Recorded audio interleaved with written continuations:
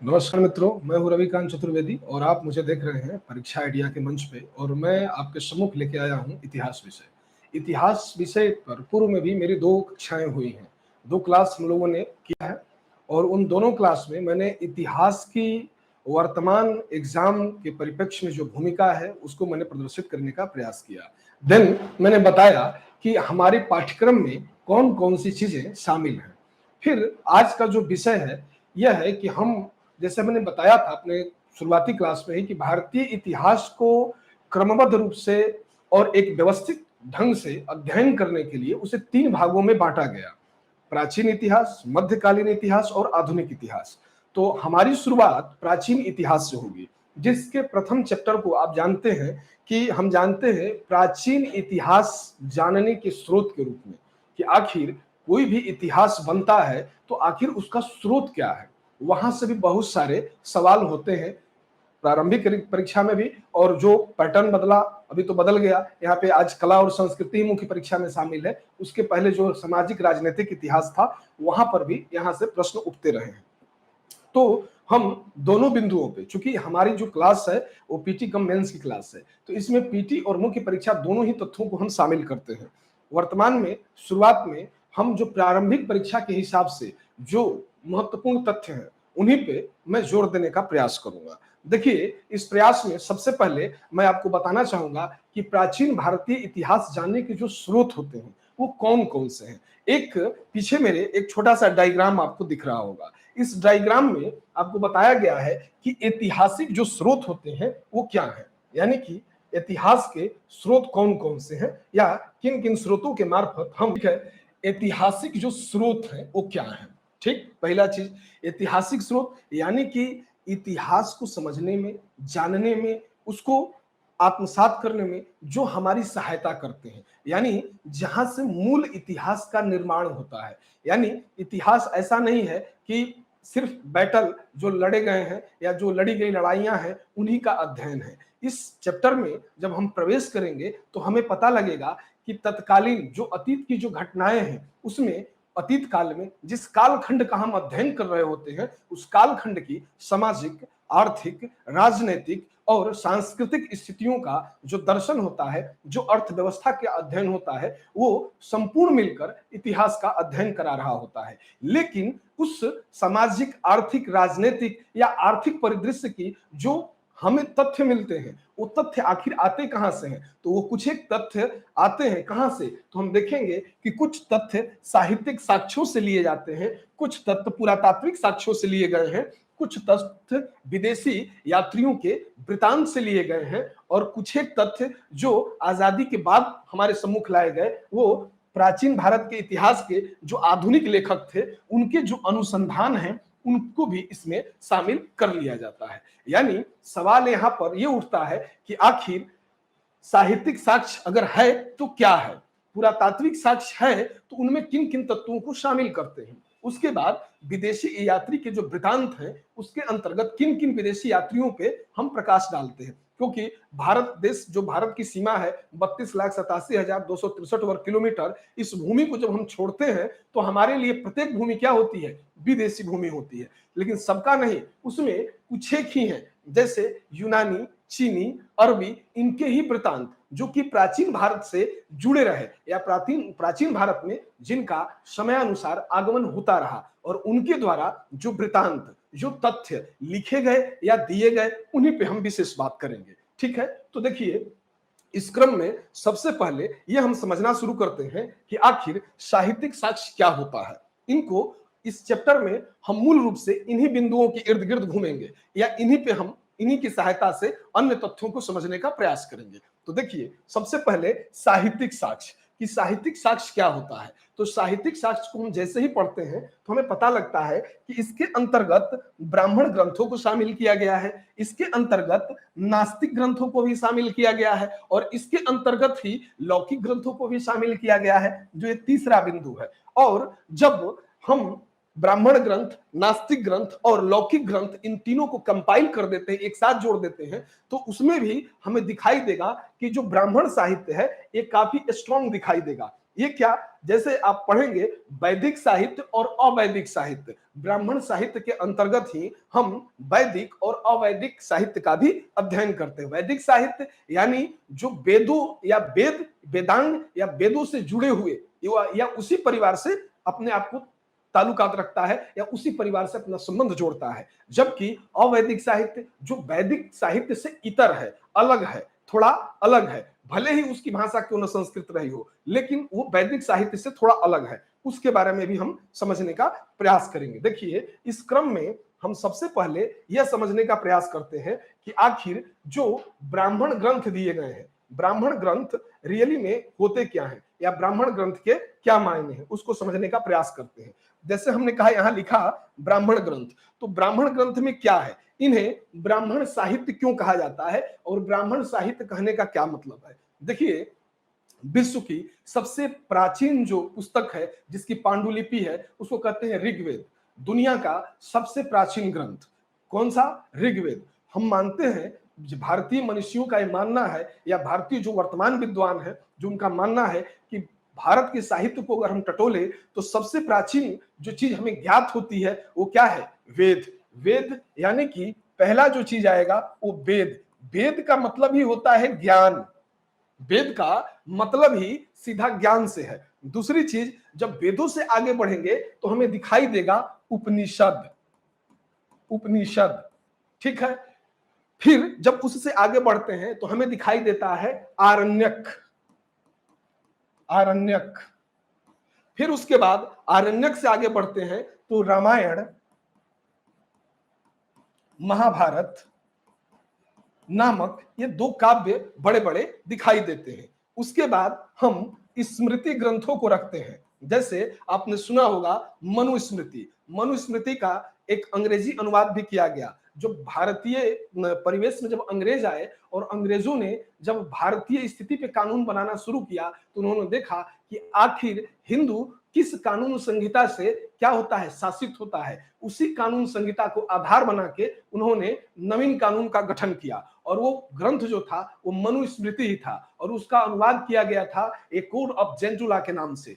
यानी कि पहली पुस्तक थी जो कानूनविदों के नजर में आई वो थी मनुस्मृति। तो स्मृति ग्रंथों का भी अध्ययन करना होता है। साथ ही इसमें वात्सायन स्मृति, कात्यायन, पराशर, तमाम तरीके की स्मृति ग्रंथ हमें दिखाई देंगे जो मूल रूप से जब आप वेदांग या वेदों की अध्ययन को बात करेंगे या उसमें अंदर में जाएंगे, डीपली अध्ययन करेंगे तो आपको पता लगेगा कि ये सभी मुनि थे, ये ऋषि मुनि थे और उन्हीं से स्मृति ग्रंथों का विकास हुआ। चाहे वो नारद हो, पराशर हो, मनु हो, तमाम तरीके के स्मृति ग्रंथ उन्हीं से उभर के आते हैं। फिर जब हमने बात की वेदों की, प्रारंभिक बात वेदों की, यहां पर वेदों के साथ वेदांगों का भी अध्ययन करना होता है, उपवेदों का भी अध्ययन करना होता है। यानी कि प्रारंभिक परीक्षा में ये सवाल पूछ लिए जाते हैं या गाहे बगाहे इनसे सवाल आ ही जाता है, तो उनको भी ध्यान देना होगा। यानी कि हम ब्राह्मण साहित्य में वेदों को, उपनिषदों को, आरण्यकों को, रामायण महाभारत जैसे महाकाव्यों को, साथ ही पुराणों को इसके अंतर्गत रखते हैं। पुराण, अब देखिए पुराण कितने हैं, टोटल 18 हैं। जब इनको हम डीपली पढ़ेंगे तो समझेंगे कि पुराणों की क्या महत्ता है। जैसे इस अध्ययन को जब मुख्य परीक्षा के हिसाब से हम पढ़ना शुरू करते हैं तो यहाँ पर विवाद के बिंदु कई उभर कर सामने आते हैं, जिसमें दो विवाद बहुत बड़ा होता है।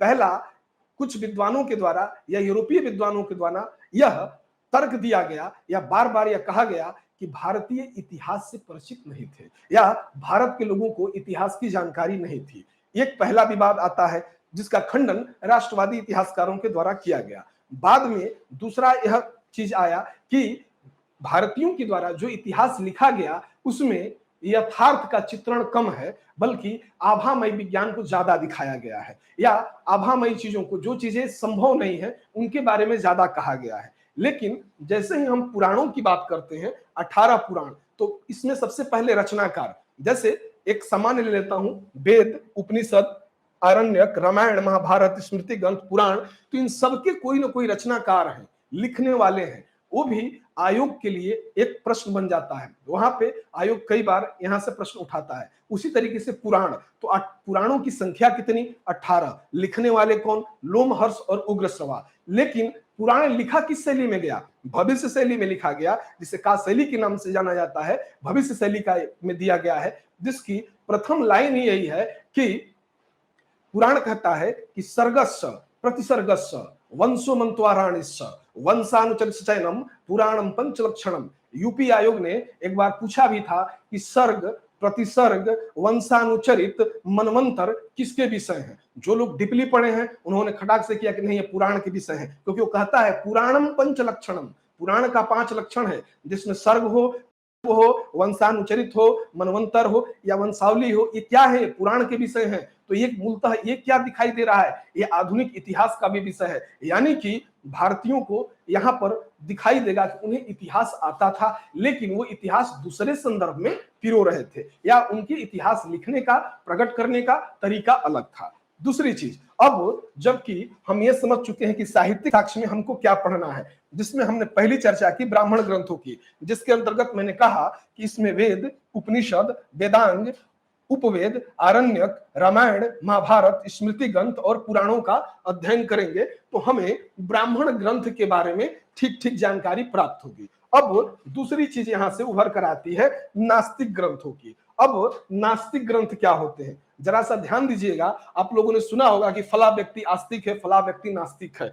लोग कहते हैं, आप सामान्यतः परिभाषा पूछेंगे कि नास्तिक का क्या तात्पर्य होता है, तो लोग आपको बताएंगे कि नास्तिक उसे कहते हैं जो ईश्वर में विश्वास नहीं रखता है, जबकि आयोग की परिभाषा इससे बिल्कुल इतर है, बिल्कुल अलग है। आयोग क्या मानता है कि नास्तिक वह है जो वेदों में विश्वास नहीं रखता, वेदों की प्रामाणिकता को जो चुनौती देता है, जो वेदों को प्रामाणिक न मानता हो, वो क्या है? वो नास्तिक है। यानी कि हम जब नास्तिक साहित्य को यहां पढ़ेंगे तो हम पाएंगे कि यहां जैन साहित्य और बौद्ध साहित्य का मुझे अध्ययन करना होगा, क्योंकि हम पाते हैं 6ठी शताब्दी ईसा पूर्व, 6ठी शताब्दी ईसा पूर्व में गंगा घाटी में लगभग 62 संप्रदायों का उदय हुआ। 62 संप्रदायों में हम पाते हैं कि जैन धर्म और बौद्ध धर्म सबसे आगे निकले, और उनके निकलने का या आगे बढ़ने का या अन्य धर्मों से आगे जाने के रूप में हम देखते हैं, अगर उसको टटोलना शुरू करते हैं तो हमें मिलता है कि उस समय की वैज्ञानिकता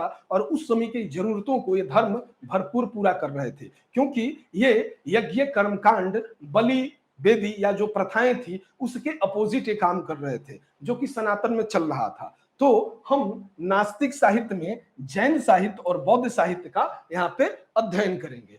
तीसरा आता है लौकिक ग्रंथ, कि लौकिक ग्रंथ क्या होता है, यानी कि जो वैसे ग्रंथ जो कि राज्य, साम्राज्य या राजाओं या महाराजाओं के नियंत्रण में या स्वतंत्र स्थिति बनाकर लिखे गए, जैसे कहें मुद्रा राक्षस, जैसे अर्थशास्त्र, जैसे हर्षचरित, जैसे कह सकते हैं राजतरंगिणी, यानी कि ऐसे ऐतिहासिक ग्रंथ या ऐसे ग्रंथ जो कि काल विशेष या काल परिस्थिति में जाकर उस काल विशेष की जानकारी हमें देते हुए प्रकट होते हैं या दिखाई देते हैं। देखिए, अब यहाँ पर हम लौकिक ग्रंथों में कई ग्रंथों को शामिल करेंगे, साथ ही उनके बारे में डिटेल से भी समझने का प्रयास करेंगे। फिलहाल यहाँ पर हम थोड़ी सी चर्चा करेंगे आपको, ताकि आप समझ जाएं कि लौकिक ग्रंथ में आते कौन है। तो लौकिक ग्रंथ में मैंने कहा अर्थशास्त्र, मैंने कहा मुद्रा राक्षस, ठीक है, अर्थशास्त्र हो गया, मुद्रा राक्षस हो गया, राज तरंगिणी, राज तरंगिणी एक कहीं ना कहीं ये ऐतिहासिक महत्व को अपने अंदर समेटे हुए है। ठीक है, ये जिस काल में लिखे गए उस काल विशेष के इतिहास को हमारे सम्मुख रखने का प्रयास करते हैं। ये लौकिक ग्रंथ है क्योंकि ये किसी राजा, महाराजा या व्यक्ति के द्वारा उसके नियंत्रण में रहकर लिखा गया। जबकि हम यहाँ आए थे ब्राह्मण ग्रंथ, यहाँ पर हमने कहा था वेद, जिसका मतलब बताया था ज्ञान, और इसको हम क्या मानते हैं? अपौरुष्य, यानी कि इस ग्रंथ, ये वेद की रचना किसी पुरुष के द्वारा नहीं की गई, अपौरुष्य है, देवताओं का दिया हुआ है, जिसमें ऋग्वेद, यजुर्वेद, सामवेद और अथर्ववेद की बात करते हैं। यानी कि ये पारलौकिक ग्रंथ है, पारलौकिक, यानी कि इनकी जो रचना हुई है वो किसी व्यक्ति के द्वारा नहीं हुई है, बल्कि ईश्वर विदित है, ईश्वर के द्वारा प्रदत्त है। जबकि लौकिक ग्रंथों में जब अध्ययन करते हैं तो हमें पता लगता है कि लौकिक ग्रंथों में जिनकी बात की जाती है वह इहलोक में रहकर किसी राजा, किसी महाराजा के संरक्षण में रहकर या स्वतंत्र होकर अपने अनुसार स्थिति और स्थिति का अवलोकन करते हुए जो तथ्य दिए गए हैं वो इनके अंतर्गत शामिल किया गया है। अब देखिए, अर्थशास्त्र की मैंने बात की, तो जैसे ही अर्थशास्त्र की बात करूंगा तो आपके दिमाग में एक नाम अनायास चलने लगता है, जिसे चाणक्य कहते हैं, कौटिल्य जिन्हें कहते हैं, जिन्हें विष्णुगुप्त कहते हैं, उन्हीं के द्वारा लिखी हुई पुस्तक 15 अधिकरण 180 प्रकरण। किस काल का इतिहास? तो मौर्य काल का इतिहास। मौर्य काल के सामाजिक, आर्थिक, राजनीतिक स्थिति का अगर भली भांति ज्ञान करना हो तो हमें यह ग्रंथ दिखाई देगी। कुछ एक विदेशी यात्रियों के विवरण भी मौर्यों के इतिहास को फुलफिल करते हुए नजर आएंगे, उनको हम बाद में कंबाइन करेंगे या साथ में कंपाइल कर लेंगे, ठीक है। अभी अर्थशास्त्र, उसी तरीके से विशाख दत्त की मुद्रा राक्षस विश्व की पहली जासूसी पुस्तक जो कि जासूसी पे लिखी गई। विशाख दत्त ने जो मुद्रा राक्षस लिखी है उसमें भी कहीं ना कहीं चंद्रगुप्त के द्वारा जो षड्यंत्र किए गए, आचार्य चाणक्य के साथ मिलकर जो नंदों के खिलाफ जो षड्यंत्र किया गया उन्हीं की चर्चा की गई। वहीं राजतरंगिणी, राजतरंगिणी भारतीय ऐतिहासिक परिवेश में अगर जैसे ही हम प्रवेश करते हैं तो पहली प्रमाणिक पुस्तक के रूप में हमें राजतरंगिणी ही दिखाई देती है, जो 8 तरंगों में है और कलहड़ के द्वारा लिखी गई। बाद में कलहड़ की परंपरा को जोनराज, श्रीवर और प्रज्ञा भट्ट के द्वारा आगे भी बढ़ाने का कार्य किया गया, यानी कि राजतरंगिणी एक विशुद्ध ऐतिहासिक पुस्तक के रूप में दिखाई देती है। और स्वयं कलहड़ कहता है कि सलांग स एव विद्वान राग द्वेष बहिष्कृता भूतार्थ कथने यश अस्तेय सरस्वती, अर्थात वही विद्वान तारीफ के काबिल है जो राग द्वेष से मुक्त होकर एक ग्रंथ की रचना करता है। कहने का तात्पर्य है कि जो लौकिक ग्रंथ है ये भी कहीं ना कहीं हमारे ऐतिहासिक दृष्टिकोण को लेकर काफी सचेत है और काफी कुछ जानकारियां इनसे हमें मिलती है। इसीलिए हम क्या करते हैं, इन्हें लौकिक ग्रंथों को भी हम ऐतिहासिक सामग्री में शामिल करते हैं या कर लेते हैं। अब जब साहित्यिक साक्ष्य की बात हो गई तो उसके बाद हम आते हैं अपने दूसरे बिंदु पर, यानी कि हम आ जाएंगे पुरातात्विक साक्ष्य के ऊपर। तो पुरातात्विक साक्ष्य क्या होता है? पुरातत्व, आप लोगों ने नाम तो खूब सुना होगा पुरातत्व का, जैसे कि मिट्टी की खुदाई की गई ऊर्ध्वाधर या क्षैतिज रूप से, और खुदाई के बाद हमें पता चलता है कि किसी कालखंड विशेष की कुछ चीजें हैं जो इसमें दफन है, उन्हीं के आधार पर जो चीजें हम उद्धृत करते हैं और सबके सम्मुख लाते हैं वो कहीं ना कहीं पुरातत्व का विषय है। पुरातत्व में हम मूल रूप से शामिल करते हैं अभिलेखों को, शामिल करते हैं मुद्रा को, शामिल करते हैं स्मारक और भवनों को। अब जबकि बात अभिलेखों की कर रहे हैं, यहां से हम अपने विषय में प्रवेश करना आरंभ करते हैं, क्योंकि यहां से हम डिटेल में समझना शुरू करेंगे कि आखिर अभिलेख क्या होते हैं, मुद्रा क्या होती है, या मुद्रा शास्त्र का अध्ययन किस तरीके से किया जाता है, फिर स्मारक या भवन क्या होते हैं, या ये कैसे सहायक हैं हमारे इतिहास को जानने में या समझने में। इस चीज को हम समझेंगे कि आखिर ये किस तरीके से सहायता करते हैं, यानी कि अभिलेखों के क्या मायने हैं और कौन कौन से ऐसे अभिलेख हैं। भारत में अभिलेखों की परंपरा किसने प्रारंभ की? भारत में सबसे पहले या सबसे प्राचीन जो अभिलेख है वो किस रूप में दर्ज है? साथ ही मुद्रा शास्त्र का अध्ययन क्या कहलाता है? किन शासकों ने किन धातुओं के और किन किन धातुओं की मुद्राएं भारत में प्रचलित की गई? भारत मुद्रा का आरंभ कब से कराता है, या इतिहास में कब से दर्ज है कि भारतीय लोग मुद्राओं से परिचित थे? फिर स्मारक और भवनों की बात करेंगे। उसके बाद इसी चैप्टर में हम बात करेंगे विदेशी यात्री वृत्तांत। विदेशी यात्री वृत्तांत, जब विदेशी यात्री पढ़ेंगे तो यहाँ पर हम सबसे पहले यूनानी इतिहासकारों के बारे में बात करेंगे। जब इसका आरंभ करेंगे तो यूनान यानी कि सिकंदर के समय जो इतिहासकार आए और सिकंदर के बाद जो आए, उनको दो भागों में बांटकर हम यूनानी इतिहास लेखकों की चर्चा करेंगे। दूसरा चीनी इतिहास, यहाँ फाहियान, वेनसांग, इतिसिंह इनकी चर्चा करेंगे कि चीनी इतिहासकार किस तरीके से भारतीय पृष्ठभूमि से प्रभावित थे और उन्होंने भारत में आकर सीयू की, अगर वेनसांग ने लिखा सीयू की जिसमें 138 देशों का विवरण है, साथ ही भारत का भी जो विवरण दिया गया है वो विवरण किस तरीके का है, क्या है वो विवरण, क्या कहता है यात्रियों का राजकुमार जिसे हम वेनसांग कहते हैं, वो आखिर यात्रियों का राजकुमार भारत के संदर्भ में क्या कहता है, फाहियान क्या कहता है, या मातुआलिन क्या कहता है, या इतिसिंग क्या कहता है। यानी कि हम बात करेंगे सी यू की जो कि वेनसांग के द्वारा लिखी गई फो यू क्यू, ये फाहियान के जो द्वारा लिखी गई, उसमें उन पुस्तकों में जो भारतीय तत्कालीन अतीत की घटनाओं में जिन सामाजिक, आर्थिक, राजनीतिक व्यवस्था या जिस कालखंड की चर्चा की गई है उसमें कितनी सच्चाई है और पुरातत्व से वो कैसे जुड़ता है, उसके बारे में समझने का प्रयास करेंगे। अब फिर बचता है अरबी यात्री। अरबी यात्रियों में हम बात करेंगे सबसे पहले तहकीके हिंद की, यानी कि अल-बरूनी की, यानी कि प्रथम मुस्लिम जो कि भारतीय धार्मिक ग्रंथों से काफी प्रभावित दिखाई देता है, वेद और व्याकरण साथ ही ज्योतिष का एक बहुत ही अच्छा जानकार है अल-बरूनी, और कैसे वो भारतीय तथ्यों से प्रभावित, भारतीय ज्ञान से प्रभावित होकर जो पुस्तक उसने लिखी तहकीके हिंद, और उसमें जो भारतीय परिवेश का जो वर्णन किया गया है वो किस तरीके से भारतीय इतिहास में सहायक है, उसको समझने का हम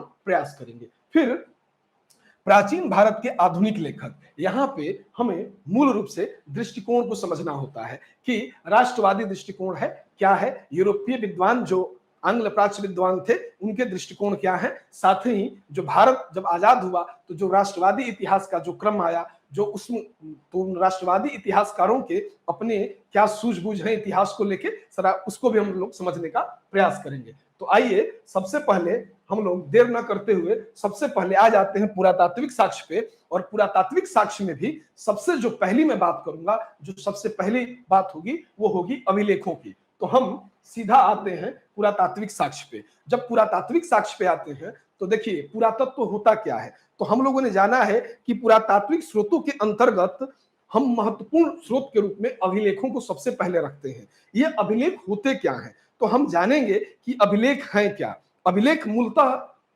किसके द्वारा जारी किए गए, अभिलेख का क्या मायने होता है, या भारत का जो सबसे पहला अभिलेख था वो कौन सा था, उसको समझने का प्रयास करेंगे। देखिए पुरातात्विक स्रोत के अंतर्गत सर्वाधिक महत्वपूर्ण स्रोत के रूप में अभिलेख हैं, और प्राचीन भारत के अधिकतर जो अभिलेख हैं वो कहीं ना कहीं पाषाण शिलाओं पर, स्तंभों पर, ताम्र पत्रों पर या दीवारों पर या उनकी प्रतिमाओं पर उत्कीर्णित दिखाई देते हैं। यानी कि ये स्रोत कई रूप में देखे जा सकते हैं, यानी कि ये पाषाण शिलाओं पर भी हैं, स्तंभों पर भी हैं, ताम्र पत्रों पर भी हैं, उनकी दीवारों पर भी किया गया है, या प्रतिमाओं पर भी कुछ एक जगह अभिलेखों का अंकन किया गया है। तो ये अंकन की स्थान है कि अभिलेख कहां कहां खुदे हुए दिखाई देते हैं। तो हमने कहा कि पाषाण शिला पर, जैसे मैं पहली बात कर लेता हूं अभिलेख की, तो ये अभिलेख हो गया, ठीक है। तो सबसे पहली चीज अभिलेख, तो अभिलेख का जब हम ज्ञान लेना शुरू करेंगे तो हमें यह दिखाई देगा कि भारत में जो सबसे प्राचीन अभिलेख है वो बोगासकोई अभिलेख है। बोगासकोई अभिलेख एशिया माइनर से मिला है, लगभग 1400 ईस्वी पूर्व का अभिलेख, भारत का सबसे प्राचीन अभिलेख। तो सबसे प्राचीन अभिलेख के रूप में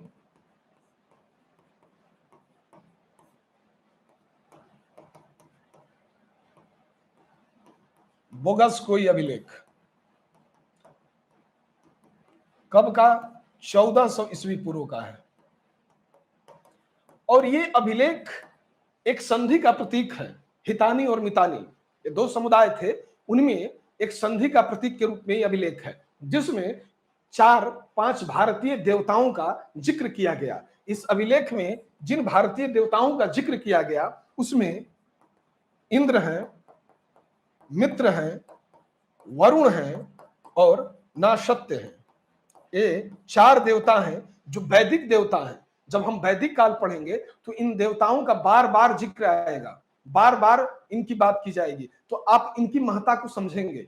तो हम पाते हैं कि जो भारत का सबसे प्राचीन अभिलेख है वो बोगासकोई अभिलेख है, जो 1400 ईस्वी पूर्व का है। इंद्र, मित्र, वरुण और नासत्य जैसे देवताओं का जिक्र किया गया। लेकिन अगर सही मायने में देखें कि भारत में अभिलेखों का आरंभ कहां से होता है या भारत में अभिलेखों की शुरुआत किसने की, तो हम पाएंगे कि लगभग 300 ईस्वी पूर्व के आसपास एक शासक हुआ जिसका नाम था अशोक। जिसे हम इतिहास में सम्राट अशोक के नाम से जानते हैं, जो कि अपने लोक कल्याणकारी कार्यों के लिए जनता में काफी फेमस है। आज भी बिहार की सरकार अपने पंचायत या जिला में एक अशोक भवन बनवा के रखती है। ये सम्मान है अशोक का आज भी। तो अशोक के द्वारा अभिलेख लिखाए गए और अशोक के द्वारा ये अवधारणा सबसे पहले भारत में लाई गई कि अभिलेखों के माध्यम से अपने जनता को संबोधित करना। और इस क्रम में अशोक के लगभग 14 अभिलेख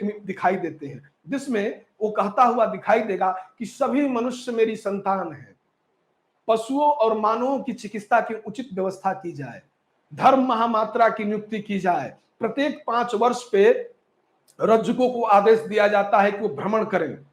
तो इस तरीके के वो आदेश देता हुआ दिखाई देगा, आम जनता के हित को संबोधित करते हुए, और उसे पाषाण शिलाओं पे अंकित कराता हुआ दिखा जाएगा। यानी 300 ईस्वी पूर्व के आसपास हमें पहले भारत में अभिलेख की शुरुआत दिखाई देती है। किसके द्वारा? सम्राट अशोक के द्वारा। कब? 300 ईस्वी पूर्व अशोक द्वारा अभिलेखों का आरंभ मिलता है। ठीक है, ये बातें आगे भी होंगी। यहां पर मूल रूप से समझेंगे कि अभिलेख, फिर सिक्के, फिर स्मारक, भवन, मूर्तियां और चित्रकलाएं जो कि पुरातात्विक स्रोत के हिस्से हैं, इनको एक एक करके हम समझना शुरू करेंगे। इस क्रम में हम आ जाते हैं अभिलेखों पे। देखिए, यहां लिखा भी मिलेगा आपको कि अभिलेख है क्या। तो मैंने कहा, यहां लिखा है कि पुरातात्विक स्रोतों के अंतर्गत सर्वाधिक महत्वपूर्ण है। ये क्या है? सर्वाधिक महत्वपूर्ण स्रोत के रूप में कौन से हैं? अभिलेख ही हैं, जो सर्वाधिक महत्वपूर्ण स्रोत के रूप में दिखाई देते हैं।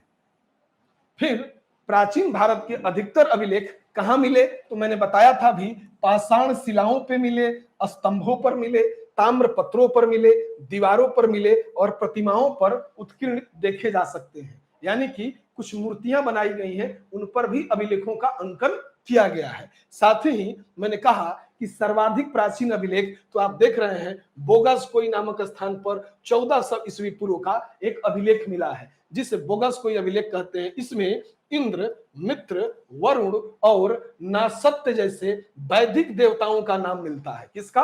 वैदिक देवता।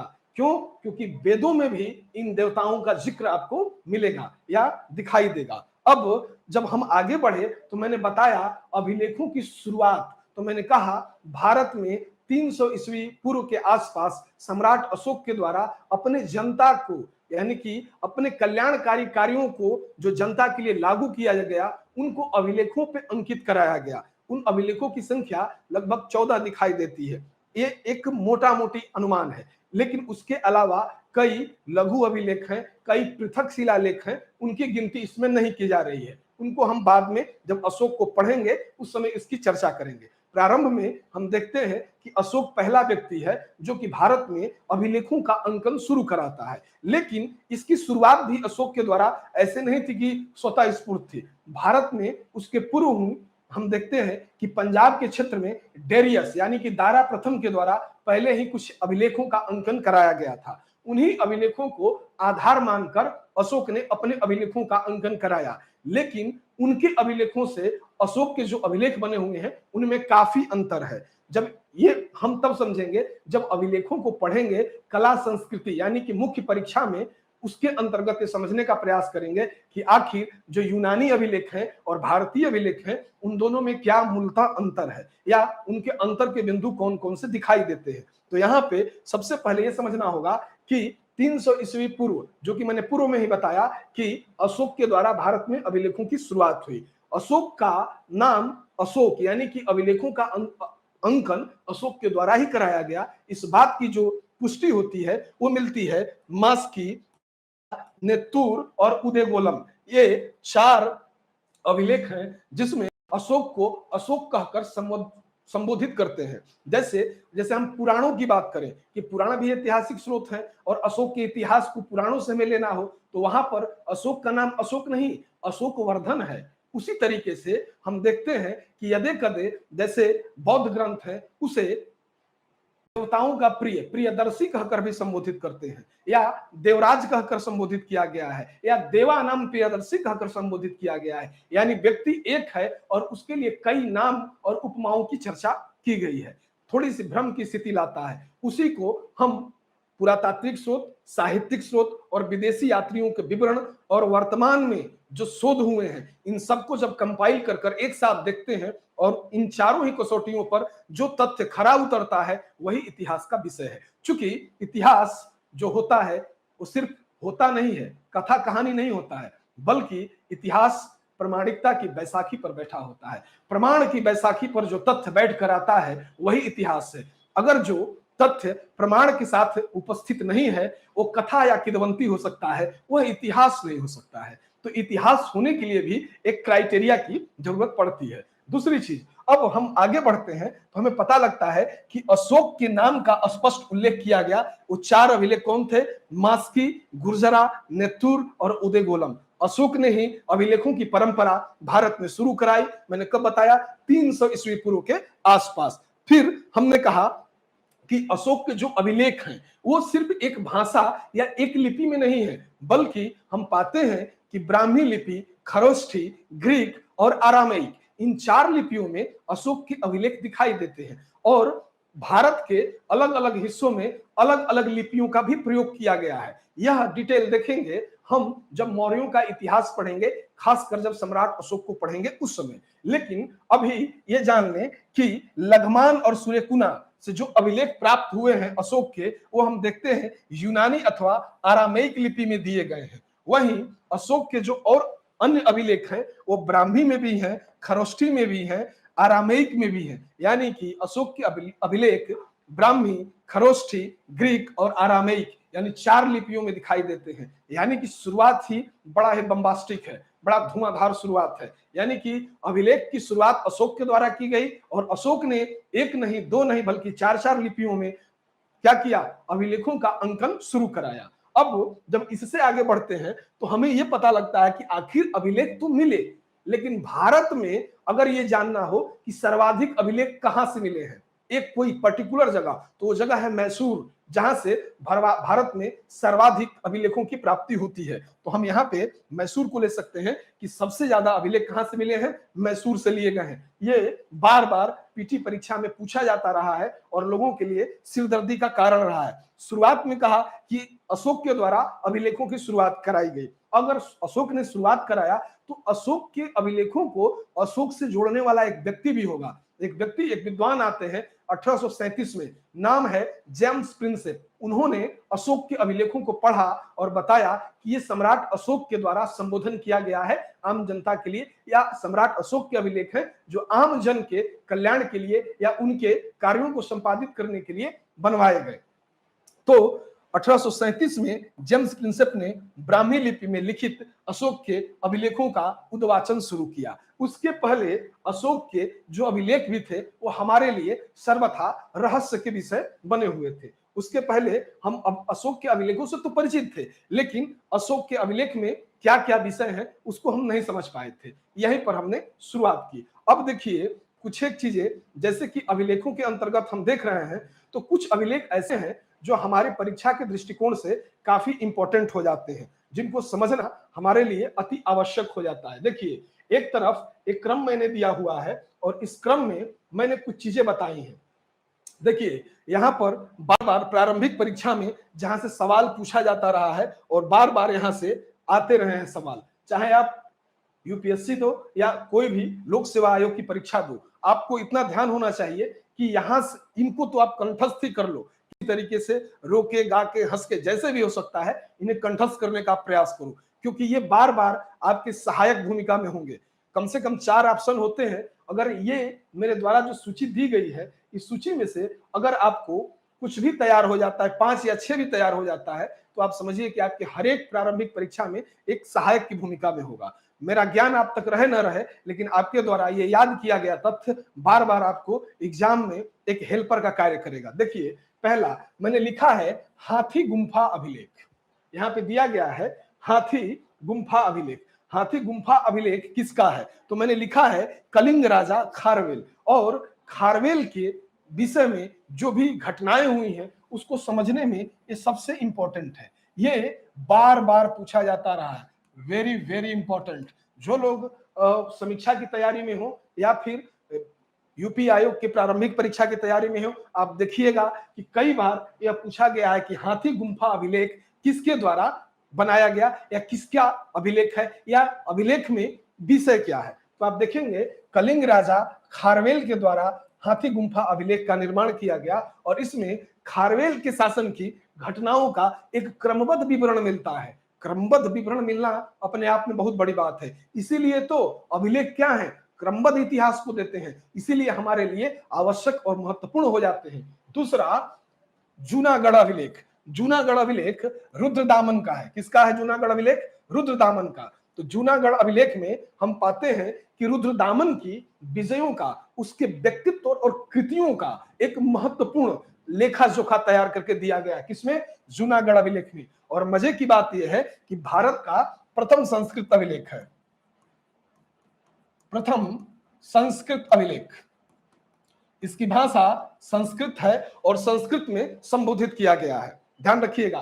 तो रुद्रदामन का जूनागढ़ अभिलेख जो है वो रुद्रदामन की कृतियों का अच्छा विवरण प्रस्तुत करता है। अब उसके आगे हम चलते हैं, नासिक अभिलेख। यहां पर नाभिक लिख दिया गया है, गलत है, नासिक अभिलेख। ये गौतमी बलश्री का है। गौतमी बलश्री यानी कि गौतमी पुत्र सातकर्णी की सैनिक सफलताओं का विवरण जो अभिलेख देता है उसे ही हम नासिक अभिलेख कहते हैं। ये गौतमी पुत्र सातकर्णी, जब हम सातवाहन इतिहास को पढ़ेंगे, आंध्र भृत्य इतिहास को पढ़ेंगे, तब हम समझेंगे कि जो दक्षिणापथेश्वर या दक्षिणापथ के जो स्वामी थे, जो सातवाहन थे, वो किस तरीके के शासक थे, आखिर क्यों उन्होंने भारत में एक लंबे अवधि लगभग 300 वर्षों तक शासन किया दक्षिणापथ पर, तो उसके पीछे का कारण क्या था। ये मूल रूप से ब्राह्मण राजवंश है और यहीं पे पता चलेगा कि भारत में एक विशेष प्रकार का सिक्का यानी पोटीन का सिक्का सातवाहन शासकों के द्वारा दिया गया। जब हम आंध्रभृत्य या सातवाहनों को पढ़ेंगे वहां पर इसके बारे में डिटेल जानकारी देंगे। अब प्रयाग स्तंभ लेख देखिए, ये एक बहुत अच्छी चीज है, प्रयाग स्तंभ लेख। यहां पर हम ये समझना होगा कि प्रयाग स्तंभ लेख के क्या मायने हैं या प्रयाग स्तंभ लेख हमें कैसे दिखाई दे रहा है। तो देखिए, प्रयाग स्तंभ लेख को जब हम पढ़ना शुरू करते हैं तो सबसे पहले यह देखना होता है कि ये किस शासक के समय लिखा गया। तो हम पाते हैं कि समुद्रगुप्त की जो विजय हैं, जो उसकी नीतियां हैं, समुद्रगुप्त ने समस्त भारत को एक करने का प्रयास किया था। धरणी बंध, एक धरणी बंध नीति है। आपने देखा होगा कि दक्षिण भारत के राजाओं के लिए अलग नीति, उत्तर भारत के राजाओं के लिए अलग नीति, पूर्वोत्तर के राजाओं के लिए अलग नीति, साथ ही अपने कृतियों के लिए अलग नीति का क्या करता है, प्रतिपादन करता है। खुद एक अच्छा कुशल योद्धा होने के साथ साथ अच्छा संगीतकार और वीणा वादक भी है, तो उसकी जानकारी हमें यहीं से मिलती है। और प्रयाग प्रशस्ति को उसी के एक मंत्री हरिसेन के द्वारा क्या किया गया, उद्धृत किया गया या लिखा गया। उसके बारे में भी हम समझेंगे कि आखिर हरिसेन ने जो प्रयाग प्रशस्ति लिखा किसके उपलक्ष्य में, समुद्रगुप्त के विजयों को, उसकी नीतियों को प्रदर्शित करने के लिए, तो आखिर उसके क्या मायने हैं। दूसरी चीज, अब आगे बढ़ते हैं, मंदसौर अभिलेख मालवा नरेश यशोवर्मन का है। किसका है? मालवा नरेश यशोवर्मन का। और इसमें यशोवर्मन की सैनिक उपलब्धियों की चर्चा की गई है। फिर एहोल अभिलेख, ये रचनाकार है रविकृति, इसके लेखक या रचनाकार रविकृति है, जो पुलकेशिन द्वितीय के लिए लिखा गया, शासक है पुलकेशिन द्वितीय। इसमें पहली बार पता चलता है कि हर्ष और पुलकेशिन के बीच युद्ध हुआ और दोनों ने अपनी अपनी विजयों का वर्णन किया है। हर्ष कहता है कि मैं विजेता और पुलकेशिन द्वितीय कहता है कि मैं विजेता, यानी दोनों ही पक्षों ने अपने अपने विजयों की बात की है। जैसा कि जब हम बाण भट्ट को पढ़ेंगे तो हर्ष से संबंधित तमाम विवरण आएंगे, उसी तरीके से एहोल अभिलेख जो कि रविकृति के द्वारा लिखा गया और किसके सम्मान में, पुलकेशिन द्वितीय के सम्मान में, वहां पर पुलकेशिन द्वितीय का क्या वो महिमा मंडन करते हुए नजर आएंगे। रियलिटी क्या है उस विषय में जब हम चलेंगे, प्रवेश करेंगे, तो वहां चलकर प्राप्त करेंगे। अभी हमारा विषय सिर्फ अभिलेखों को जानना है, यानी कि एहोल अभिलेख किसका, पुलकेशिन द्वितीय का। हर्ष और पुलकेशिन द्वितीय के युद्ध का विवरण, नर्मदा के किनारे ये युद्ध लड़ा गया। अब ग्वालियर अभिलेख, ग्वालियर अभिलेख किसका, प्रतिहार नरेश भोज, प्रतिहार नरेश भोज के द्वारा एक ग्वालियर अभिलेख लिखवाया गया। इसमें गुर्जर प्रतिहार शासकों के बारे में हमें विस्तृत जानकारी मिलती है। बहुत ज्यादा इंपॉर्टेंट हो जाता है ये कई बार पूछा गया है कि आखिर ग्वालियर अभिलेख किसका है, यानी कि भोज नरेश के द्वारा अपनी कृतियों का, अपने विषय में और गुर्जर राजवंश के विषय में जो उन्होंने जानकारी दी है इस अभिलेख में, वो काफी स्मरणीय है।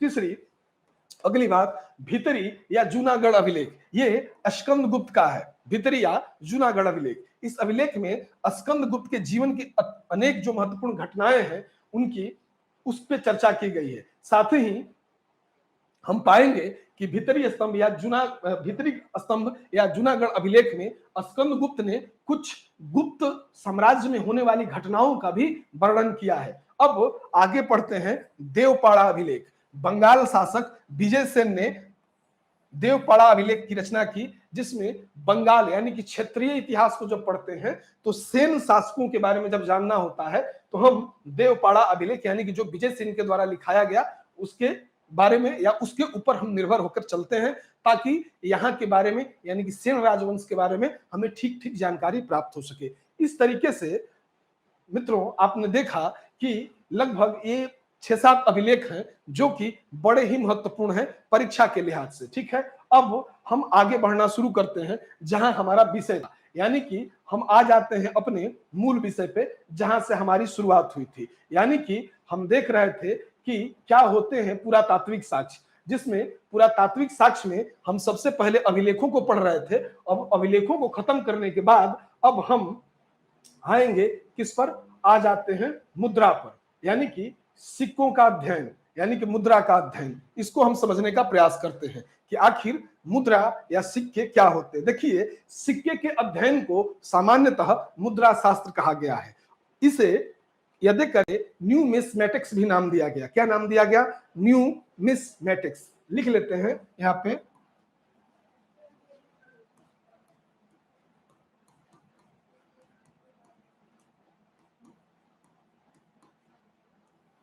या इसे ही मुद्रा शास्त्र कहते हैं। न्यूमिस्मेटिक्स या मुद्रा शास्त्र कहते हैं। अब सवाल यहां पे ये उठता है कि अगर मुद्रा थी तो किसी न किसी चीज की बनी होगी, कागज की होगी, धातु की होगी। धातु में है तो किन किन धातुओं की है? सोना की है, चांदी की है, तांबे की है, शीशे की है, प्रोटीन की है, तमाम तरीके की धातुएं मौजूद हैं। तो हम पाएंगे शुरुआत में कि ये जो पुराने सिक्के हैं वो तांबे के भी हैं, चांदी के भी हैं, सोने के भी हैं, शीशे के भी हैं।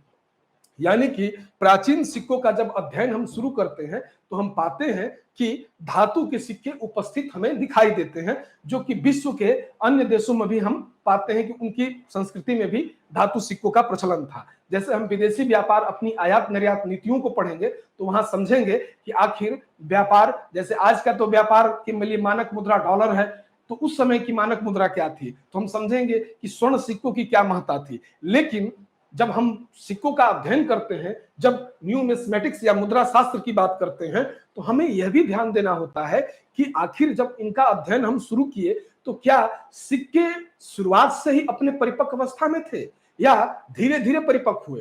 तो हम पाएंगे कि पकाई गई मिट्टी के बने सिक्कों से या उनको सांचे में ढालकर ईसा की आरंभिक तिथियों में उनका शुरुआत किया गया। यानी ईसा की आरंभिक तिथियों में हम जाते हैं तो देखते हैं पकाई गई मिट्टी के सिक्के हैं। वहीं आईवीसी इंडस वैली सिविलाइजेशन का जब अध्ययन करते हैं तो हम पाते हैं कि सेल खड़ी की मुद्राएं हैं, यानी कि धातु मुद्रा तो मौजूद है लेकिन उसके अलावा मिट्टी की मुद्राएं हैं, कौड़ियों का निर्माण है या आहत सिक्कों की बात की जाएगी। तो शुरुआती दौर में जो ये आरंभिक सिक्के थे, यानी कि सिक्का या मुद्रा हमेशा से अपने परिपक्व अवस्था में नहीं था, बल्कि यह भी अपने बाल्यावस्था में था और धीरे धीरे इसने अपने युवावस्था को प्राप्त किया होगा। यानी कि सिक्के शुरुआत में मिट्टी के बनाए गए, सेलखड़ी के बनाए गए और बाद में इसने धातु रूप लिया और धातु रूप से ये मॉडिफाइड होता हुआ एक कागज की मुद्रा के रूप में आज हमें दिखाई देता है। तो देखिए, सिक्कों का अध्ययन, जब हम सिक्कों का अध्ययन करते हैं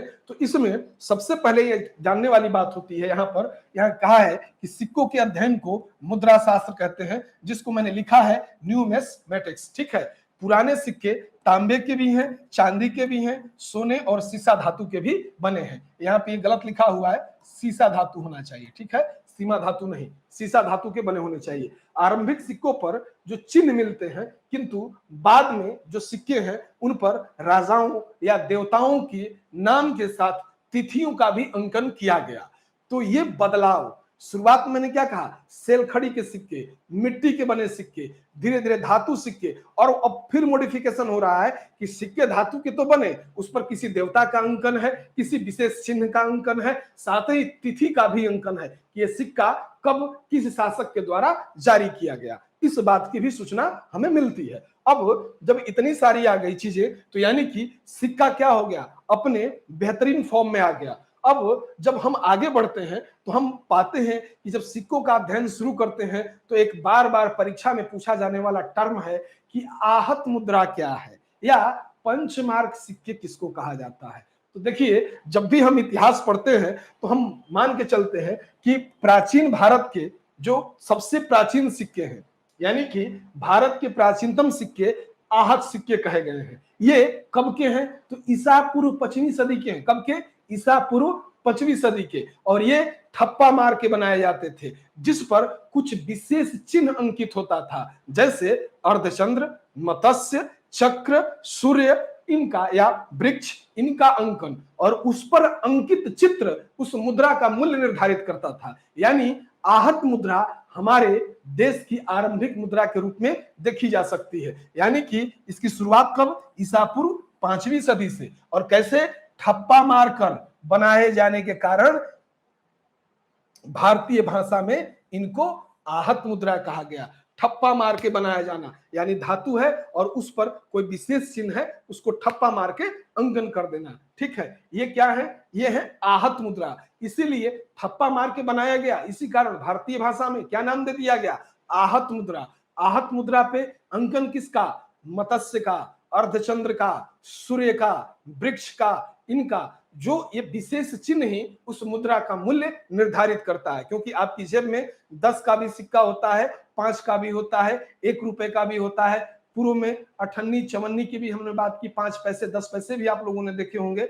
तो उन सभी सिक्कों को आपने ध्यान दिया होगा या देखा होगा, तो आपने देखा होगा कि उस पर कुछ विशेष चिन्ह और उसकी आकृति होती है जो उसके मूल्य का निर्धारण कर रही होती है आम जन को समझने के लिए। देखिए, अब आहत मुद्रा अगर मिली तो आहत मुद्रा की सबसे पुरानी निधि कहां मिली। हम जानते हैं कि भारतीय परिवेश में जब हम राजवंशों या जनपद या महाजनपद का निर्माण पढ़ना शुरू करते हैं, जहां से आहत मुद्राओं का विकास शुरू हुआ, वो एरिया बिहार और पूर्वी उत्तर प्रदेश का है। तो हम यह कह सकते हैं कि आहत मुद्राओं की सबसे बड़ी जो निधि मिली वो पूर्वी उत्तर प्रदेश और मगध यानी कि बिहार की भूमि पे मिली। यानी आहत मुद्राएं पूर्वी उत्तर प्रदेश और बिहार की भूमि पे देखे जा सकते हैं, यानी कि सबसे बड़ी निधि यहीं से प्राप्त हुई है। और जब हम आगे चलते हैं तो हम देखते हैं कि आरंभिक जो सिक्के हैं वो अधिकतर किस धातु के बने, तो अधिकतर उनमें सवाल हो सकता है कि भाई आहत मुद्रा थी, आरंभिक जो सिक्के बने वो किस धातु के सर्वाधिक प्रयोग किए गए, तो वो सबसे ज्यादा सिक्के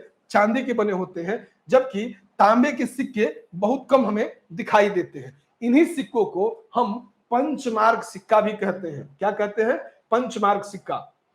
अब इसके आगे चलेंगे तो हम यहाँ पे कुछ मैंने चित्र दिया है और प्रदर्शित किया है कि आखिर पंचमार्क सिक्के जो होते थे तो कैसे होते थे। तो मैंने आपको बताया कि इन पर कुछ इस तरीके का चिन्ह है, मत्स्य चिन्ह है, यह चिन्ह अर्धचंद्र सूर्य का चिन्ह, ये देख सकते हैं। ये वो सिक्के हैं जो मुद्रा का मूल्य ये चित्र निर्धारित करते थे। यानी कि यह एक विशेष आकृति, यहाँ एक विशेष आकृति, यहाँ एक विशेष आकृति, यहाँ विशेष आकृति, यहाँ मत्स्य की आकृति, यहाँ सूर्य जैसी आकृति, ये कहीं ना कहीं सिक्के के मूल्य को ही निर्धारित करते हुए नजर आती है। अब हम देखते हैं कि इन सिक्कों पर मैंने लिखा भी है कि पेड़, मछली, सांड, हाथी, अर्धचंद्र आदि की आकृतियां बनी हुई दिखाई देती हैं। अब आप परिचित हो चुके हैं कि मुद्रा का अध्ययन क्या कहलाता है, तो न्यूमिस्मेटिक्स यानी मुद्रा शास्त्र। फिर मैंने परिचित कराया कि पंचमार्क या आहत सिक्के किसको कहा जाता है। आप इससे भी परिचित हो चुके हैं कि पंचमार्क सिक्के क्या होते हैं या आहत सिक्के क्या होते हैं। आहत सिक्का कहने का क्या मतलब है, यानी ठप्पा मार के जो बनाया जाता था। दूसरी चीज, इस पर किस किस तरीके की आकृति है, उस आकृति की भी हम चर्चा कर चुके हैं। अब इसमें सबसे महत्वपूर्ण तथ्य कि सर्वाधिक सिक्के मौर्योत्तर काल में मिले, जबकि विशेषतः शीशे, चांदी, तांबा और सोने की हैं। अब हम यहाँ पे एक तथ्य डाल के रखे हैं कि जो सर्वाधिक सिक्के मिले हैं वो किस काल के हैं? मौर्योत्तर काल के हैं। जब मौर्योत्तर काल की स्थिति को हम पढ़ेंगे, तो जब हम पढ़ेंगे कि मौर्य वंश के विनाश के फलस्वरूप भारत में ब्राह्मण राजवंश एक तरफ उत्पन्न होता है या ब्राह्मण राजवंश की स्थिति आनी शुरू होती है, वहीं पर हम यह भी पाएंगे कि ब्राह्मण राजवंश के अलावा यहाँ पर कुछ हिंद यवन आक्रमणकारी, जिसमें शक, शिथियन, पहलव, कुषाण, इनका भी आगमन होता है। और हमने कहा है कि जब दो संस्कृतियां आपस में मिलती हैं तो एक दूसरे के ऊपर अपने प्रभाव को छोड़ते हुए नजर आती हैं। इसी क्रम में हम पाते हैं कि जब हिंद यवन शासक भारत में आए, उसमें जो कुषाण शासक थे, उसमें कुषाण शासकों में भी कुजुल कटफिसेस, बिम कटफिसेस, हुविस्क, कनिष्क, ये जो शासकों का क्रम है, ये जो शासक आते हैं, इन्होंने भी भारत को सिक्कों से परिचित कराना शुरू किया। उसी क्रम में सातवाहन इतिहास को जब पढ़ेंगे तो हम पाएंगे कि पोटीन या शीशे के सिक्के सातवाहनों के समय शुरू होते हैं, वहीं सोने के सिक्के कुषाण शासकों के द्वारा जारी किए जाते हैं, और तांबे, चांदी और शीशे के सिक्के पूर्व में भी थे। हम पाते हैं कि पूर्व में भी दिखाई देते हैं। ठीक है, तो यहां पर हम ये समझेंगे। दूसरी चीज, गुप्त शासकों ने सर्वाधिक सोने के सिक्के जारी किए, यहां भी लिखा गया है। देखिए, अगर बात किए सोने के सिक्के के, सोने का प्रथम सिक्का किसके द्वारा? कुषाण शासकों के द्वारा, कुषाण शासकों द्वारा। उसमें भी किसके द्वारा? बिम कड़फिसेस। सबसे पहले सोने का सिक्का जारी करने वाला एक हिंद एवं शासक, कुषाण शासक है, बिम कड़फिसेस, जो कि जारी करता है। इसी के सिक्के से पता चलता है कि यह सर्व धर्मावलंबी है। इसके सिक्कों पर शिव, नंदी आदि की आकृति देखी जा सकती है, त्रिशूल का चिन्ह देखा जा सकता है। दूसरी चीज, अब सातवाहन शासकों ने शीशे के सिक्के जारी किए, लेकिन एक तथ्य दिया गया है कि गुप्त शासकों ने सोने के सर्वाधिक सिक्के जारी किए। पहला सिक्का किसने जारी किया? तो कुषाण शासक। किसने? तो बिम कड़फिसेस। लेकिन सर्वाधिक सिक्का किसके द्वारा जारी किया गया? तो गुप्त शासकों के द्वारा जारी किया गया। लेकिन मजे की बात यह है कि जब आप गुप्तकालीन सिक्कों का अध्ययन जब आप आरंभ करेंगे तो आपको पता लगेगा कि सिक्के तो भरपूर मात्रा में जारी किए गए, उनकी संख्या बहुत ज्यादा है, लेकिन सिक्कों में सोने की मात्रा कम होती गई है। यानी कि वह गुप्तकालीन जर्जर स्थिति को प्रदर्शित कराता है। गुप्तकालीन पतनोमुखी अवस्था, जो आर्थिक स्थिति है, उसको कहीं ना कहीं प्रदर्शित करता है। इसीलिए तो ए कुमारस्वामी अय्यप्पन कहते हैं कि गुप्त कला समृद्ध है। गुप्त कला को अगर देखें, उसका अवलोकन करें, तो हमें पता चलता है कि गुप्तों का काल स्वर्ण युग है, ना कि अर्थ के आधार पर, ना कि अन्य आधार पर। साहित्य में गुप्त काल स्वर्ण काल की तरह दिखाई देता है, क्योंकि वहां पर जब हम वहां भी पढ़ेंगे तो वहां भी कई कंट्राडिक्शन है। जैसे कि गुप्त साहित्य को जब पढ़ते हैं तो देखते हैं कि जो श्रेष्ठ संभ्रांत जन है उनकी भाषा संस्कृत है, जबकि जो आम जन है उनकी भाषा कैसी है? वो टूटी फूटी भाषा है, वो संस्कृत के रूप में नहीं है, बल्कि उसके सहायक भाषाओं के रूप में है। ठीक है, इसीलिए ए कुमारस्वामी अय्यप्पन ने कहा कि Gupta art is the flower of our established tradition, look like a medium for Sanskrit language for the establishment of thought and feelings. यानी कि गुप्ता आर्ट पे उन्होंने बल दिया। उस गुप्ता आर्ट को उन्होंने भारतीय इतिहास का स्वर्ण काल कहा, ना कि गुप्तों के आर्थिक स्थिति को। सर्वाधिक सोने के सिक्के जारी किए गए, लेकिन सोने की मात्रा दिनों दिन गिरती गई, जो कि उसके आर्थिक स्थिति में गिरावट का प्रतीक है। इस चीज को समझेंगे। ठीक है, फिर अब इसके आगे जब हम चलते हैं तो हम पाते हैं कुछ मूर्तियां हैं, यानी कि मूर्तियों के बारे में। तो प्राचीन भारत का जो इतिहास का जो निर्माण होता है, उसमें मूर्तियों की भी एक अहम भूमिका है। जब मूर्तियों को हम समझना शुरू करते हैं, क्योंकि मूर्ति भी अभिलेखों का अंकन है, मूर्तियां बनाई गई हैं तो किसी कालखंड विशेष में बनाई गई हैं, उस समय की अवस्था और व्यवस्था दोनों का वो परिचय देती हुई नजर आती है। अब देखिए, प्राचीन काल में मूर्तियों का जो निर्माण था वो कब से शुरू होता है? तो हम देखते हैं कि प्राचीन काल में मूर्तियों का निर्माण कुषाण काल से आरंभ होता है। कब से? कुषाण काल से आरंभ होता है। तो कुषाण काल से मूर्तियों का आरंभ। कुषाण, गुप्त और गुप्तोत्तर काल में निर्मित मूर्तियों के विकास में जन सामान्य की धार्मिक भावनाओं का विशेष योगदान रहा। अब देखिए, जब कुषाण काल में मूर्ति आरंभ हुआ या मूर्ति की स्टार्टिंग हुई, तो यहाँ पर हमें दो कला दिखाई देती है। एक कला है गांधार शैली, गांधार शैली, और दूसरी शैली है मथुरा शैली। इसको देसी शैली बोलते हैं, देसी शैली भी कहा जाता है, और इसे विदेशी शैली कहते हैं, विदेशी शैली। ठीक है, यहां ध्यान दीजिएगा कि कुषाणों के समय जो मूर्ति निर्माण की दो पद्धति या दो शैली का आरंभ दिखाई देता है, एक मथुरा शैली, दूसरा गांधार शैली। मथुरा शैली को देसी शैली कहा गया, जबकि गांधार शैली को विदेशी शैली कहा गया। इसमें हम पाते हैं कि बुद्ध प्रथम व्यक्ति थे जो कि मूर्ति के रूप में बने और मूर्ति की पूजा की गई। जिस व्यक्ति की, वो सबसे पहला व्यक्ति बुद्ध थे। धार्मिक जुलूस की शुरुआत बुद्धों के द्वारा ही भारत में शुरू की गई। यानी एक मूर्ति के रूप में ऐतिहासिक संदर्भ में हम देखें कि पूजा जाने वाला प्रथम व्यक्ति तो स्वयं महात्मा बुद्ध थे, और उनकी पहली मूर्ति जिस शैली में तैयार की गई वो थी मथुरा शैली, जहां पे बुद्ध की पहली मूर्ति बनाई गई। लेकिन बुद्ध की सर्वाधिक मूर्ति जो बनाई गई वो बनाई गई गांधार शैली में। यानी कि गांधार शैली में सर्वाधिक मूर्तियां बनाई गई हैं, लेकिन पहली मूर्ति बुद्ध की मथुरा शैली में यानी कि देसी शैली में बनाई गई। उसे गांधार शैली को विदेशी शैली इसलिए भी कहते हैं कि गांधार के इर्द गिर्द जो कला, जो मूर्ति कला प्रचलित हुई, उसमें यूनानियों का बड़ा योगदान था। यानी कि यूनानी जिस तरीके से अपने मूर्तियों का निर्माण करते थे, जिन सामग्रियों का उपयोग करते थे, हमने पाया कि गांधार में भी जो मूर्तियां बन रही थी उनमें इन मात्राओं का प्रयोग किया गया। इसलिए इसे विदेशी प्रभावयुक्त गांधार शैली कहा जाता है। वहीं मथुरा शैली देसी प्रभाव से युक्त थी। इसमें मूर्तियों में सर्वथा आकर्षण और जो काया जो अवरोहण होता है, जो उनकी कहते हैं कि मूर्तियों का जो ओज और तेज बनाया जाता है, उसका सर्वथा अभाव था। वो बड़ी शांत प्रकृति की बनाई गई है। वहीं गांधार शैली को जब डीपली पढ़ेंगे तो जानेंगे कि बुद्ध के वक्षस्थलों को या उनके मुखमंडल को या उनके आभा मंडल को एक देव तुल्य देने का प्रयास किया गया है। ठीक है, ये सारी चीजें हैं। अब कुषाणकालीन जो गांधार कला पर विदेशी प्रभाव और मथुरा कला पूर्णतः स्वदेशी। अब इसके बाद हम स्मारक और भवनों पे आ जाएंगे कि स्मारक और भवन क्या होते हैं। देखिए, स्मारक प्राचीन काल में महल, मंदिर या वास्तुकला पर हम जब देखते हैं, अध्ययन करते हैं, तो पर्याप्त प्रकाश मिलता है। इसमें हम देखेंगे कि स्मारक या जो भवन थे ये भी भारत में कुछ विशेष शैली में बनाए गए, जैसे नांगर शैली, जैसे बेसर शैली, जैसे द्रविड़ शैली।